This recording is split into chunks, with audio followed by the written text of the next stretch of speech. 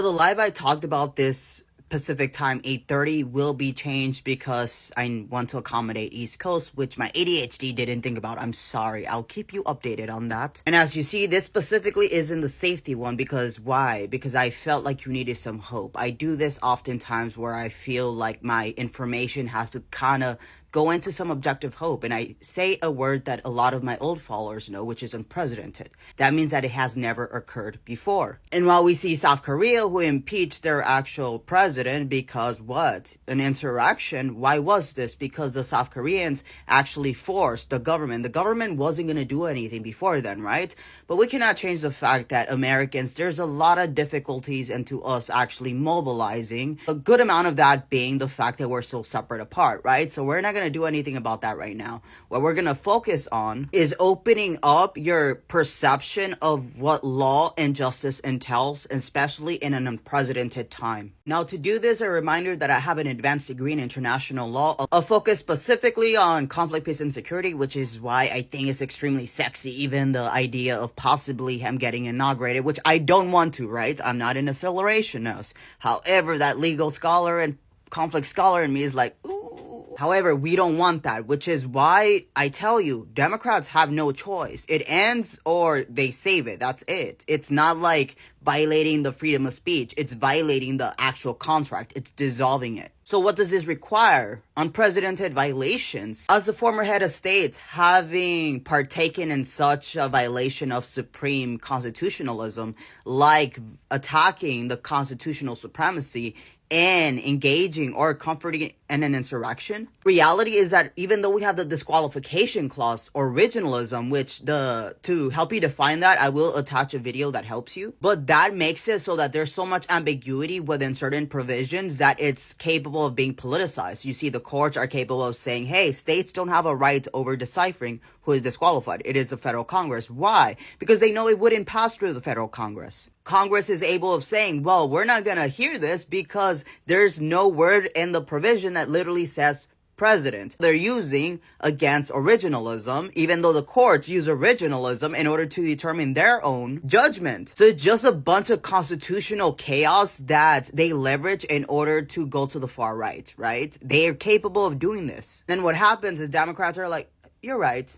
You're right. Decorum. Romanticize decorum. You know, we're going to heal the nation, but not challenging you, Republicans. I know you said it was settled law, and I'm sorry if I didn't interpret the Constitution like you did. And instead of fighting it, they're just like, okay, that's it. Next election, next midterm. It's ridiculous. But I digress. The HCOS is a violation from a government that was so significant and unprecedented because there was actual no criminal bodies or criminal processes that would be capable of prosecuting a different country, because normally it's your own jurisdiction, so the United States prosecutes Americans. But how would you expect Germans to prosecute Germans when they're all complicit, when the same mass scale organized conspiracy to commit a bunch of different unprecedented crimes that were never before associated with having to have a punishment? We can go into that in a different video. So what occurs in 1945, the establishment of the first ad hoc criminal trial, that is the Nuremberg trials, was established in order to prosecute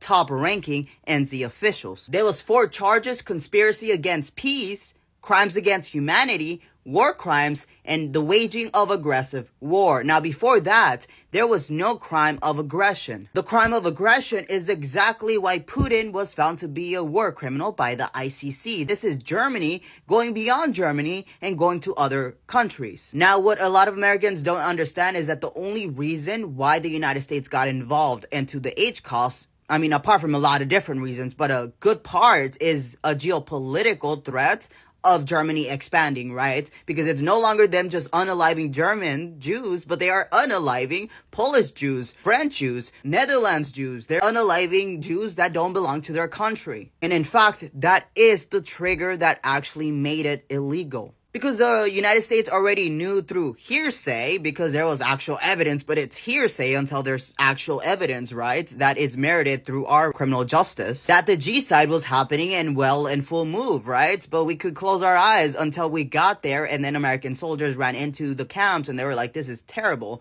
And that's the only reason we knew that the G-side was actually real. Everything together, all of these atrocities created an unprecedented, non-traditional, lawful resolution to a unprecedented violation. This is what we have to consider when we're questioning why the Democrats have not moved on XYZ. We look at how MAGA has been crashing out, even on my videos. Like, so they're crashing out here. Why wouldn't they crash out in general? Oath keepers. These are all unprecedented factors that would actually contribute and dictating how a government would move forward and actually dissolving an unlawful presidency. Now, it's totally possible that they'll fail, but if they fail, the republic falls, and who would want to be the last administration of a republic? That is an absolute failure. Now, I'm gonna attach two videos to this one. My ADHD totally forgot what the first one was gonna be, and the second one. But I will attach them here because obviously I'll remember as I edit them. So I will attach them here because I remember that they were really, really important. But remember, the reason why we have so much ambiguity is because the founding fathers and obviously the politicians who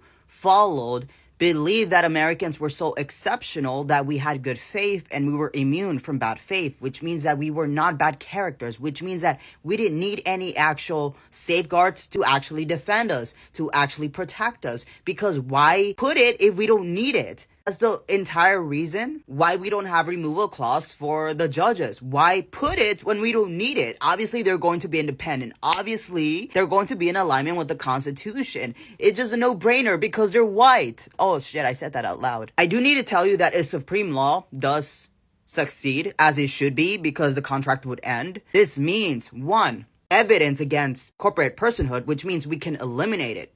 Evidence of politicization of our courts, which means forced judicial reform. And depending how deep any FI goes, I would say treason for the legislative in actually removing them from Congress. And the next one will be safety. I just wanted to give you some sort of understanding and hope into why this is so complicated. I hope it brought some clarity. If not, then you need to just patience, not panic, because unless it's January 20, 12 p.m., we don't really know the answer.